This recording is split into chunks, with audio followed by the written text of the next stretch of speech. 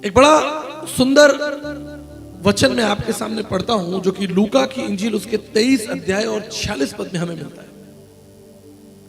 अगर आपके पास बाइबल है तो आप जरूर निकालें लूका उसका 23 अध्याय और उसके 46 पद। हे पिता, मैं अपनी आत्मा को आपके हाथों में सौंपता हूं। ये एक बड़ा ही सामर्थी वचन है। ये वचन स्वयंभू प्रभु यीशु मसीह के मुंह से निकला, जो इस संसार में मनुष्य बनकर रहे।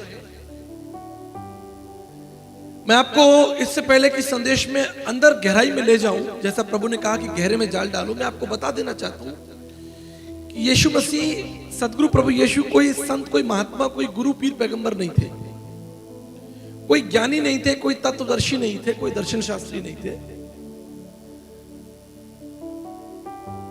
यद्यपि दर्शन कहता है इस बात को, स्वयंभू सृष्टिकर्ता प्रजापति यगा यज्ञसम यगो यगा तद्रक्तम परमात्रम पुण्यदान बलियागनम सर्व पाप परिहरो रक्त प्रक्षणम आविश्व।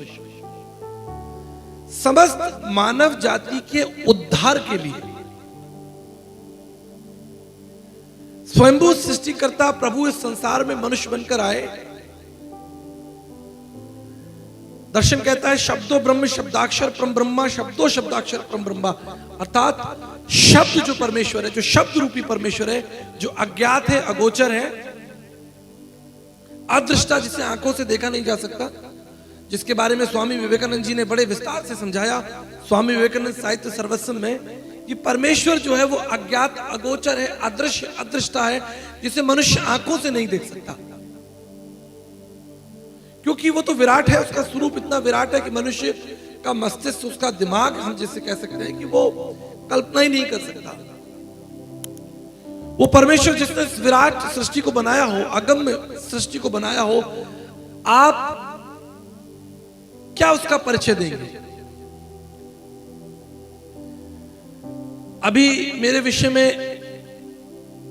पास्टर विलियम ने 2 शब्द कहे कि मैं कहां का रहने वाला हूं, मुझे किस विषय में रुचि है, विज्ञान में, इतिहास में, दर्शन में।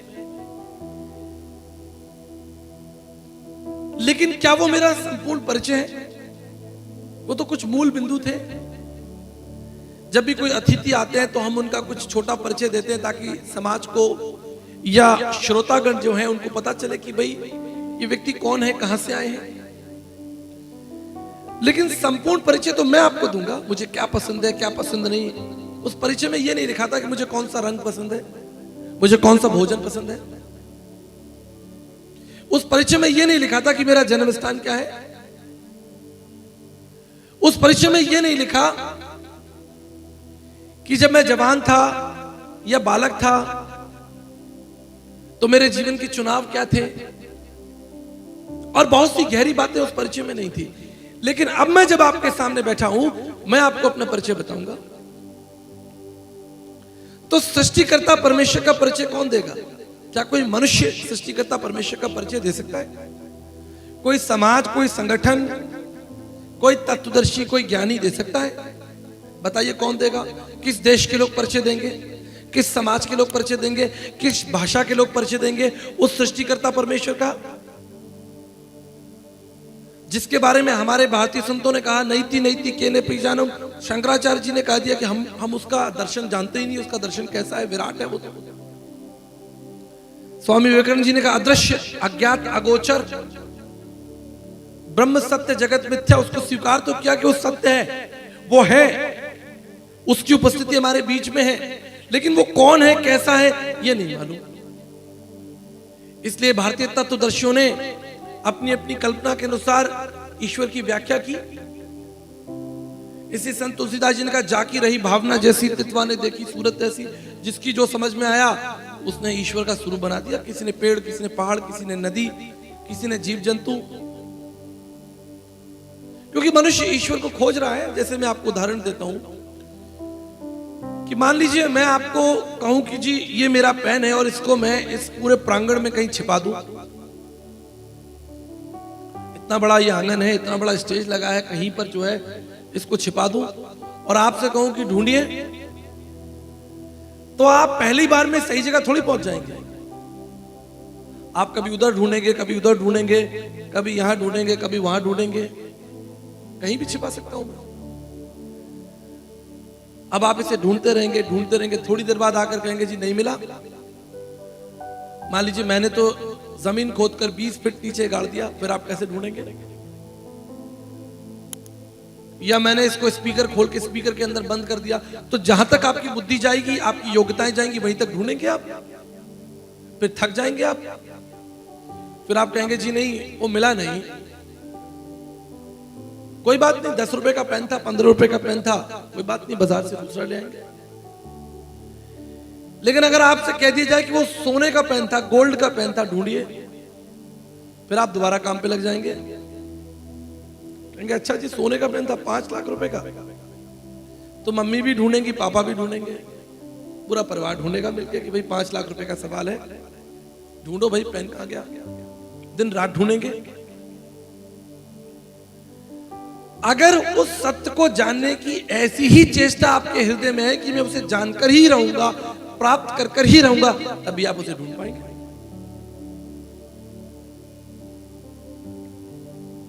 उदाहरण के लिए अगर आप मुझे ढूंढे और मैं कहीं छिप जाऊं पूरे झारखंड में, आपके कहीं किसी जंगल में जाकर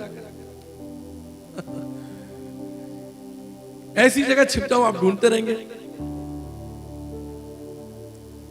लेकिन आप मुझे ढूंढ रहे हो और मैं आपको नहीं मिलना चाहता, तो आप मुझे ढूंढ पाएंगे? बड़ा मुश्किल होगा। तो अद्भुत दर्शन, अद्भुत रहस्य यह है कि स्वयं मनुष्य जो है वो परमात्मा को नहीं ढूंढ रहा है, लेकिन परमात्मा ने भी, उस प्रभु परमेश्वर ने भी ये चेष्टा की है कि आप उसे ढूंढ लें, आप उसे प्राप्त कर लें। ये ढूंढ दोनों तरफ से है। मैं आपको अपने जीवन की एक सच्ची कहानी बताता हूं और फिर मैं वचन की गहराई में आपको ले जाऊंगा। वैसे तो बहुत बहुत बुद्धिमान लोग यहां बैठे हैं। एक बार मैं कलकत्ता के बाजार में खो गया। कलकत्ता में बड़ा बाजार है, क्योंकि बंगाल मेरी जन्मभूमि है। कलकत्ता, चितरंजन, आसनसोल, ये सब मेरी जन्मभूमि है। खूब यहां पला बड़ा हूं मैं, थोड़ी बहुत बंगला समझ में आती है। तो मेरी उम्र 8 साल थी, मैं कलकत्ता के बाजार में खो गया। माता पिता, परिवार के सब लोग साथ थे। अब मैं ढूंढ रहा कि माता पिता जी कहां गए। अब मैं क्या करूं, मुझे माता पिता नहीं मिल रहे, तो मैं एक सड़क के किनारे रोने लगा। आसपास बहुत सारे लोग जा रहे थे, बाजार करने आए। बाजार में भीड़ होती है, आपको पता ही है। किसी को भी देखकर मेरे हृदय में शांति नहीं आ रही। पढ़े लिखे लोग घूम रहे वहां, अमीर घूम रहे, धनवान घूम रहे, कोई सब्जी खरीद रहा, कोई सोना खरीद रहा। किसी को देखकर मेरे हृदय में शांति नहीं। क्यों आएगी शांति? क्योंकि वो मेरे जीवन का भाग ही नहीं है। तो मैंने क्या देखा कि मैं अपने पिताजी का नाम पुकार रहा हूं, मैं अपने पिताजी को ढूंढ रहा हूं, पिताजी का बोल बोल कर कि पिताजी आप कहां हैं, माताजी कहां हैं, अपने परिवार के लोगों को मैं पुकार रहा हूं। दूसरी तरफ बड़ा आश्चर्य हुआ कि पिताजी भी मुझे ढूंढ रहे हैं। भाई छोड़ देते, कोई बात नहीं, बच्चा ही तो है, कोई दिक्कत नहीं है। बहुत बच्चे हैं, दूसरे हैं, पास्टर विलियम है, मेरी बहन है, और घर में परिवार में बहुत बच्चे हैं। लेकिन क्या उन्होंने मुझे छोड़ दिया? वो मुझे ढूंढते रहे। आज 40 साल बाद मैं उस रहस्य को समझ रहा हूं कि ये ढूंढ दोनों तरफ से है।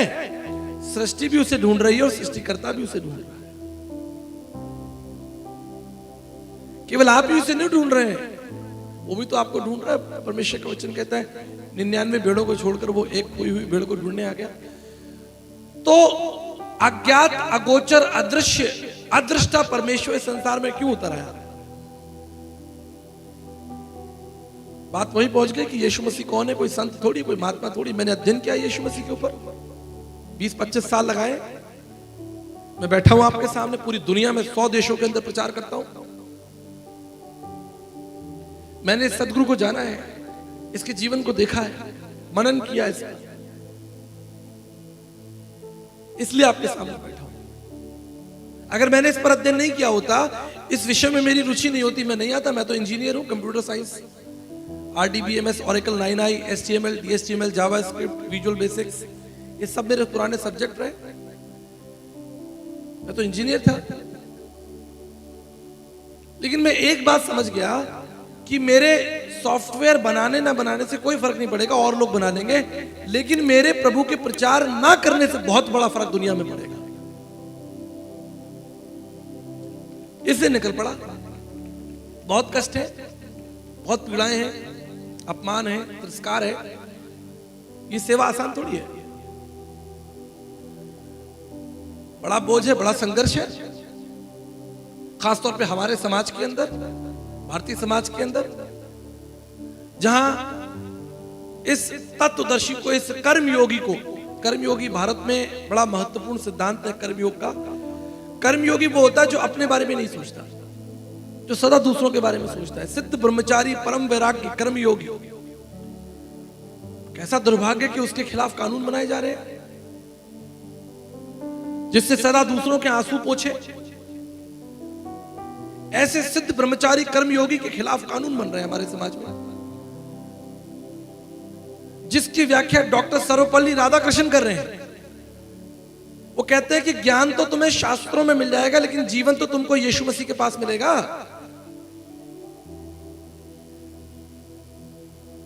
परंतु भेद की बात है कि जब तक सरलता से समझाया ना जाए तब तक कोई समझेगा भी नहीं। एक बार कुछ अंग्रेज लोग महात्मा गांधी जी के पास पहुंच गए प्रभु की व्याख्या करने के लिए। तो एक अंग्रेज ने कहा कि Mahatma Gandhi ji, Jesus walked on the water, Yeshu Masih पानी पर चला। दूसरे ने कहा oh Jesus raised dead people, Yeshu Masih ने मुर्दों को जिंदा कर दिया। तो महात्मा गांधी जी ने उनको टोक दिया, बोले जी सुनो एक बात, यीशु मसीह पानी पे चला, उसने मुर्दों को जीवन दिया, ये तो अच्छी बात है, लेकिन मैं इससे गहरा वचन सुनना चाहता हूं। तो लोग आपस में मुंह देख लगे, भाई गहरा वचन, यीशु मसीह को हम पानी पे चला रहे हैं, यीशु मसीह मुर्दे जिंदा कर रहा है, कोड़ियों को ठीक कर रहा है, इससे गहरा वचन क्या होगा? लोग आपस में खुसर पुसर करने, भैया इससे गहरा कोई वचन हो सकता है तुम्हारे पास? तो महात्मा गांधी जी ने उन्हें कहा कि जी मुझे ये मत बताओ कि यीशु मसीह पानी पे चला और मुर्दे को जिंदा किया, मुझे तो उस घायल यीशु मसीह का वर्णन करो जो क्रूस पर टंगा हुआ था, जो मर रहा था, तकलीफ, पीड़ा, दर्द उसके सीने में था और उसकी आंखों में आशा थी और दूसरों के लिए आशीर्वाद था।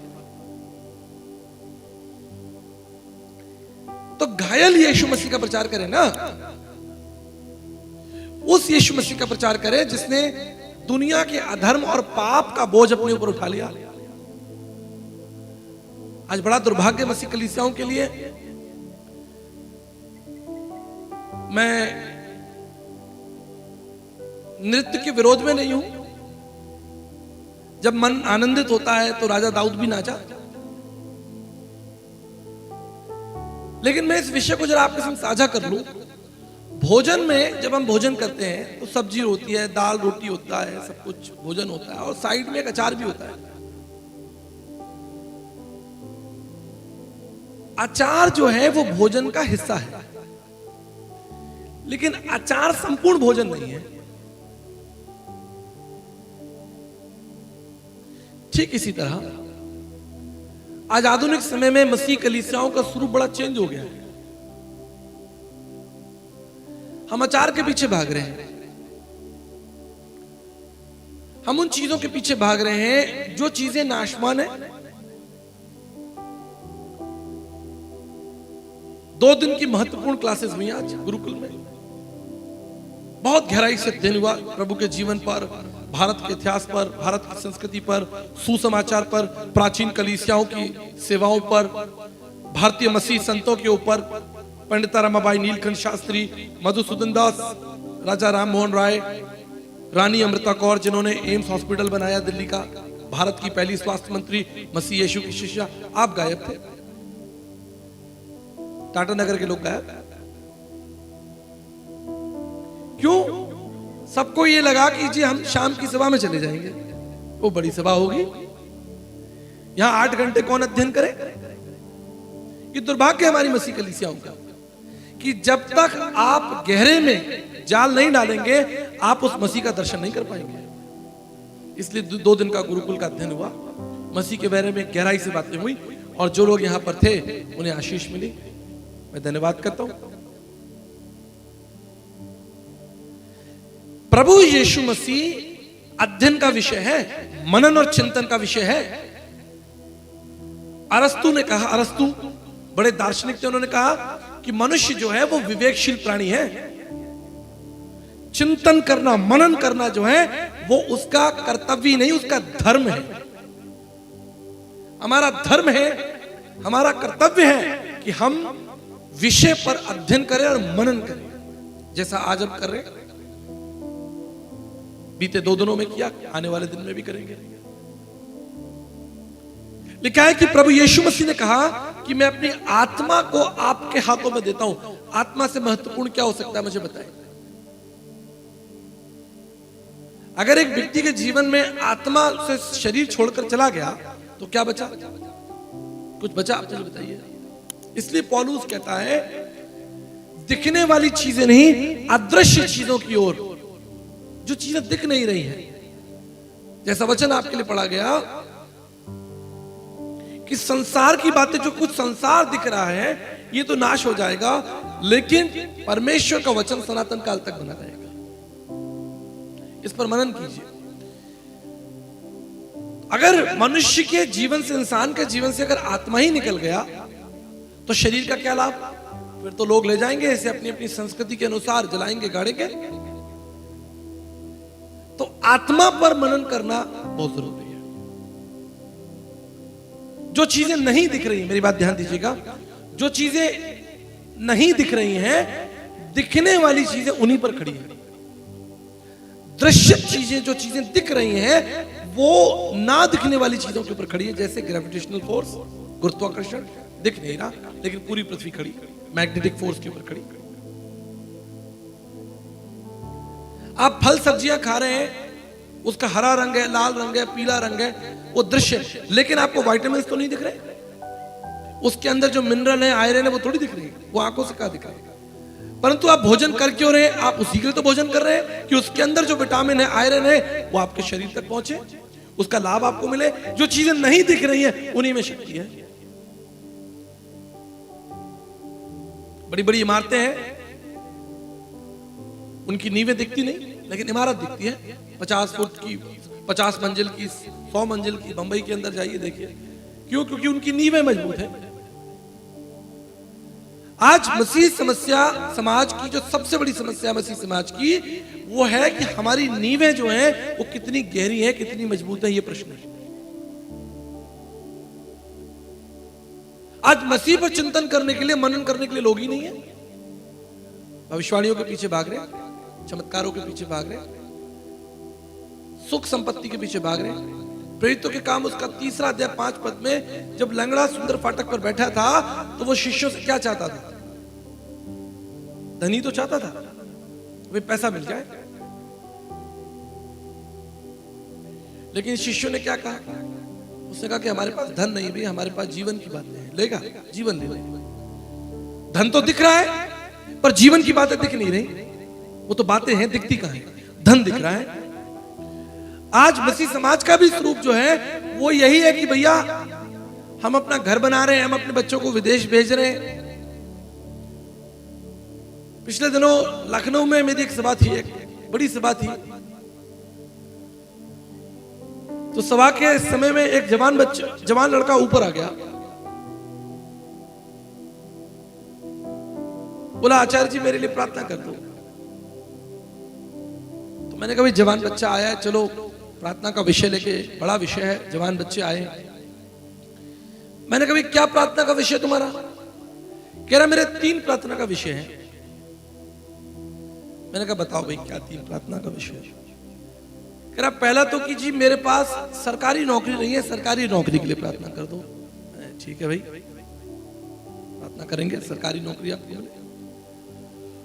दूसरी प्रार्थना है जी कि मेरे पास वो क्या मोटरसाइकिल नहीं है, मेरे दोस्तों के पास सबके पास मोटरसाइकिल है, तो मोटरसाइकिल भी मिल जाए। चलो यहां तक बात भी समझ में आई, यात्रा का साधन है। कह रहा तीसरी जो है वो थोड़ी इंपॉर्टेंट है। मैंने कहा तीसरी क्या? कह रहा मेरी कोई गर्लफ्रेंड नहीं है। अब बताइए, प्रभु के इस महान मंच से जो है मैं ये प्रार्थना करूं कि तुमको गर्लफ्रेंड या बॉयफ्रेंड मिल जाए, कैसा भारी दुर्भाग्य। और ये चीजें कहां से आ रही है? ये चीजें जो हैं वो सेवकों के द्वारा ही कलीसियाओं तक पहुंच रही है, क्योंकि चिंतन मनन जो हो रहा है वो भौतिक चीजों पे हो रहा है।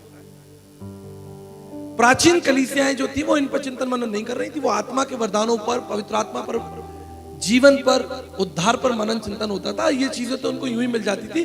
प्रभु का वचन कहता है परमेश्वर के राज्य और धर्म की खोज करो, ये चीजें तो मैं तुम्हें यूं ही दे दूंगा।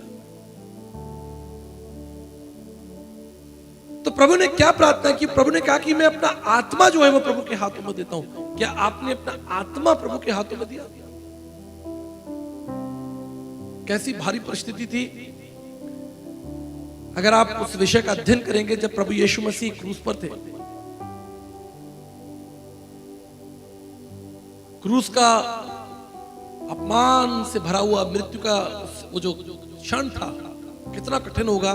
मैं कभी कभी इस पर मनन करता हूं, विशेष रूप से जवानों, तुम जो पीछे बैठे हो, आगे बैठे हो, याद रखना हमारा इतिहास जो है वो खून से सना हुआ है। मसीह इतिहास जो है वो परमेश्वर के पुत्र प्रभु यीशु मसीह के खून से सना हुआ है। ये चंगाइयों और आशीषों से भरा हुआ नहीं है। केवल चंगाई और आशीषें तो फल के रूप में है, लेकिन जड़ों को, पेड़ की जड़ को देखो, क्या है मसीह इतिहास? चारों ओर अंधकार है।